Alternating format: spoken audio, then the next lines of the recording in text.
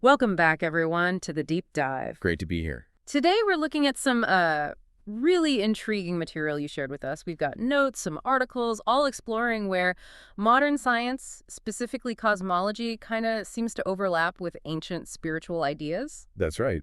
The sources you sent draw comparisons between the Big Bang Theory, the scientific origin story, and concepts tied to Lord Mahadev or Shiva. Exactly.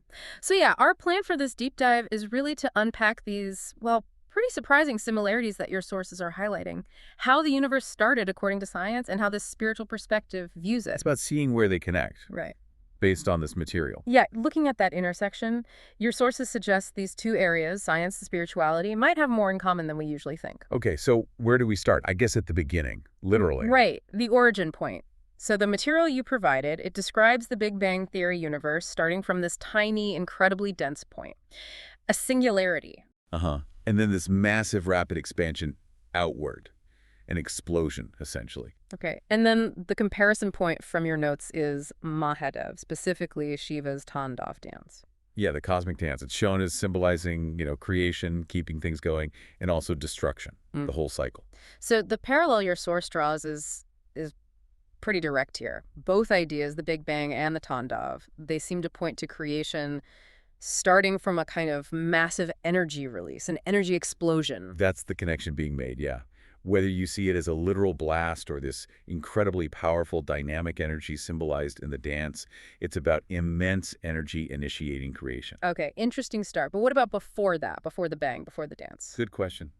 The sources mention that for the Big Bang, the state before is often described as, well, nothingness. Nothingness, like literally nothing. No time, no space as we know it, just absence. That's the idea presented before existence sort of burst forth. And how does that connect to Mahadev in your notes? Well, the material describes an aspect of Mahadev as being the master of zero to infinity, existing in both nothingness and also everything. Zero. Okay, so both perspectives, according to your sources anyway, seem to suggest that it all came from emptiness, or like you said, a 0 point. Yeah, a state of profound potential, maybe, before differentiation. That's a really powerful idea to think about, isn't it? That everything comes from nothing. It challenges how we normally think about beginnings. And that leads into another interesting point from your sources, the role of destruction. Ah, right. Because the Big Bang, I mean, it sounds destructive, a massive explosion. Exactly. But that destructive-sounding event is what actually resulted in creation, the universe we know. And the parallel with Shiva. Well, Shiva is often called the god of destruction, but the Tandava dance isn't just about ending things. Your source emphasizes it's also the very act that causes new creation. So it's like clearing the slate, making way for something new. Precisely. It's destruction as transformation.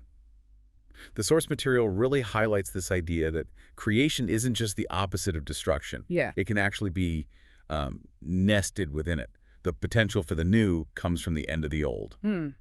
That's quite a paradox, and it links back to that before state, too, thinking about time. Right. The sources point out that before the Big Bang, time itself, as we measure and experience it, didn't exist. It wasn't a thing yet. Space-time, the whole fabric, emerged from the singularity event. Correct.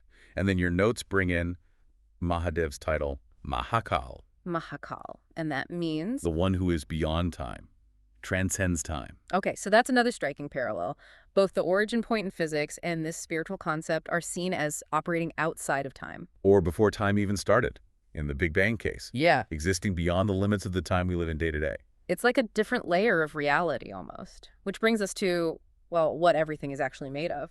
Energy. Yes. Your source material really hammers this home. From the Big Bang, everything, particles, planets, stars, galaxies, it all ultimately formed from pure energy. That's the foundation in that model. Then the connection made in your notes. It links this directly to Shiva being described as Param Chaitanya, Param Chaitanya. meaning it's often translated as supreme consciousness or cosmic energy, the ultimate source. Wow. So again, a really profound similarity highlighted here. Both identified as the fundamental energy source. The primordial power, you could say, from which existence springs, according to both these frameworks presented in your notes. It's quite something. And then there's this really specific, almost tangible connection your sources mention, bringing it into the modern world. You mean CERN? Yeah, exactly. CERN, the huge European research center, where they're studying particles, trying to understand the Big Bang, essentially. Right, recreating conditions of the early universe, and Yeah. your material points out that fascinating detail. There's a statue of Shiva, Nataraja Shiva, doing the Tandava dance right there at CERN. Yeah. And the source explains the thinking behind it, or at least an interpretation. That some scientists see Shiva's dance as this powerful metaphor, a symbol A symbol for what? for the constant motion, the dance of subatomic particles, the cosmic energy field that underlies everything, the creation and destruction happening at a quantum level, maybe. So science itself, the people literally studying the Big Bang, are using this ancient spiritual symbol. To represent the very dynamics they're investigating. That's the connection your source is making. It suggests science is finding these echoes, these symbolic resonances. It feels like a loop closing, almost. It's definitely a thought-provoking image. Your source material has really laid out these quite remarkable points where these two perspectives seem to touch. Yeah, this deep dive, just unpacking the notes he sent, it shows surprising common ground.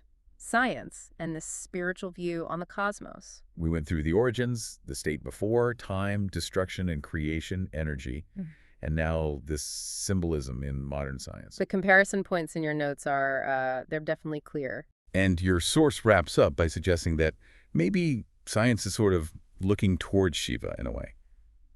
Metaphorically, of course. Which leaves us, and you listening, with a pretty big question to chew on, doesn't it? Building on everything in your notes. Well, what does it really mean? When you have these vastly different ways of trying to understand the universe, you know, hard science and observation on one hand, and ancient spiritual wisdom on the other, what does it mean if they seem to point towards similar fundamental ideas? About creation, about energy, about time itself. Yeah. What does that convergence potentially tell us about the universe? Or maybe just about how humans try to make sense of it all? Something to definitely keep thinking about.